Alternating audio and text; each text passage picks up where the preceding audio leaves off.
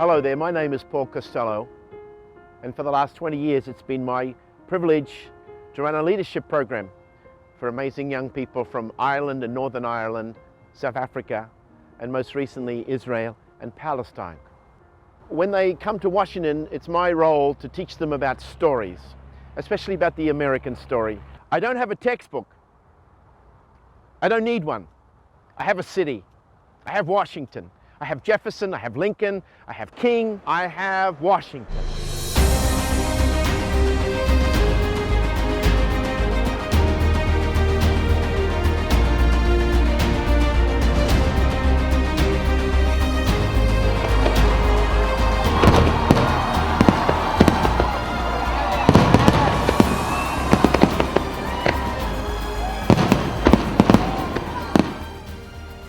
Thomas Jefferson and the memorial behind me illustrates a point that I try to teach my students with this question.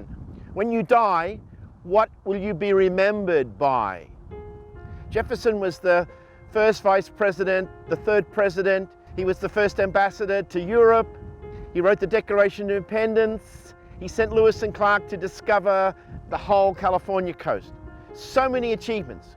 But on his grave in Monticello, he wanted three things remembered: that he wrote the Declaration of Independence, that he wrote the law declaring freedom of worship in Virginia, and the University of Virginia was his proudest boast. Just those three things. We hold these truths to be self-evident, that all men are created equal, and they are endowed by their Creator with certain inalienable rights.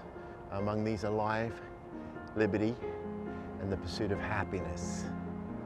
So he's 33 years of age when he writes that document. It's edited by others, but he's the primary mover and shaker of that founding document of the United States as an experiment. This is a compilation of some of his letters. Commerce between master and slave is despotism, he writes. Nothing is more certainly written in the book of fate than these people are to be free. Thomas Jefferson. Wow. That's a great story you're telling, but hang on a second. You have slaves. You run Monticello with a couple of hundred slaves. And recent DNA evidence would strongly suggest that you cohabitated with one of the slaves, Sally Hemings, and you had children by one of your slaves. And when you died, unlike Washington, who freed his slaves, no, the Jefferson estate traded the slaves. They were property. So, Mr. Jefferson, this is the story you're telling, despotism, and they will be free.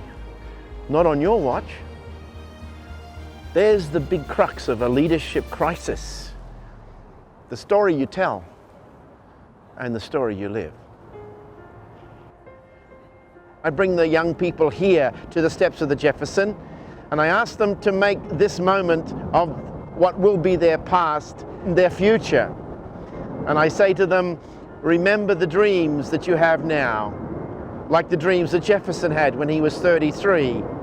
And when you're older, when you're 40, 50, 60, when you've got a long life to look back on, I want them to come back here to these steps of the Jefferson Memorial, and I want them to remember who they're with.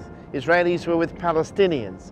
Catholic Irish were with Protestant Irish. Black South African were with white South African. I want to remember the dreams together on the steps of the Jefferson Memorial that they dreamed when they were young. The dreams probably get battered around as you grow older, but the dream that Jefferson had is a dream that America tries to stay true to. And I think that's one of the secrets of leadership. Find that dream and that passion when you're young, and don't ever let it go.